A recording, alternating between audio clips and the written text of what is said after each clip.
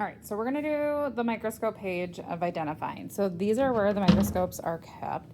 They all have a number, 13, 14, 15, and their number is also on the microscope, so we need to make sure that they all get back into their spots when we're done. They all have a protective bag over them as well. And when we grab microscopes out,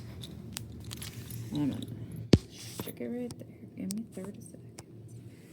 We want to make sure that we grab it by the arm and then underneath the base, always with 2 hands. The cord you're going to find is normally wrapped around. I didn't because we were using them today.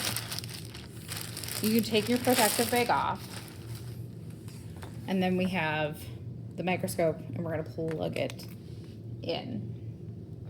So the different parts of the microscope that are on your sheet that you're going to need to do is this right here is the arm.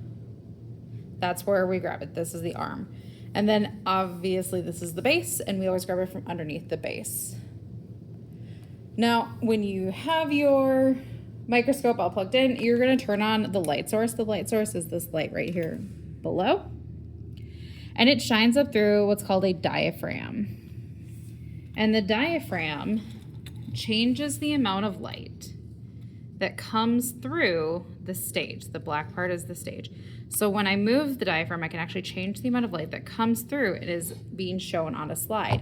Why that's important is if we're showing something that's kind of light, translucent, it's gonna have a hard time. If you blast it with a lot of light, you're not gonna see it very well. So we go ahead and we can control the light through the diaphragm that goes through the stage. On the stage, there are these clips. This is how we hold our slide on. You can go ahead and press them down really gently, and then you put your slide on right through there. Right now, it's on this red lens, as you can see, this nice short red lens. This is called the low objective lens, and it is 4 times magnification. So we always want to start with the stage all the way down, and these coarse adjustment handles are how you get your stage all the way down. And you can only use these coarse adjustment handles when this red, or yeah, they're all red, when this shorter lens, this low power objective lens is down. We can also cycle through, and we go to 10 power right there. 10 power, you now have to start using these smaller handles. These are called the fine adjustment. And they still move our slide up and down, but they move it up and down. Like when I move this, you can see that the slide goes up and down. So if I have it on a higher power and I'm moving this coarse adjustment and I have a slide there, it could possibly rupture the slide into the lens here on the stage, or it could also rupture the lens on the objective lens, and that would be bad.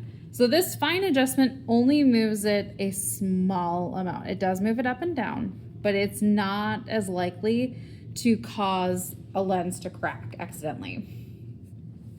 So that is our medium objective when we have the 10x. Then we can go to our high objective, which is going to be 40 times magnification. This is not one that we're going to use a whole lot. A lot of what we're going to look at, we can see with the 4 or the 10x. And again, when it's on this 40x or this high power objective lens, we have to make sure that we're only using these little fine microscopic stage knobs. Some of these have only 3, some of them have 4. This 4th one is 100x. We're never going to need to use that for anything that we're doing here in the lab. They all sit on something called a nose pillay, a nose like N-O-S-E, like your nose, and then it's P-E-L-I-E, nose pillay. It's just where those lenses are held and captive. When you go up from the nose pillay, you have this tube, and this is called the body tube. And it is what houses our very top lens here that we look through, which is our ocular lens. Ocular means eye, so this ocular lens is what we use to look through. Making sure that we never actually put our eye directly on it. We can kind of hover away from it closely, but there should be no reason why your eye should never need to touch that ocular lens. So that should be the parts of your microscope that you need to identify, and kind of the steps and the safety things that we need to do. Of course, we'll always go over it again in class. Let me know if you have any questions.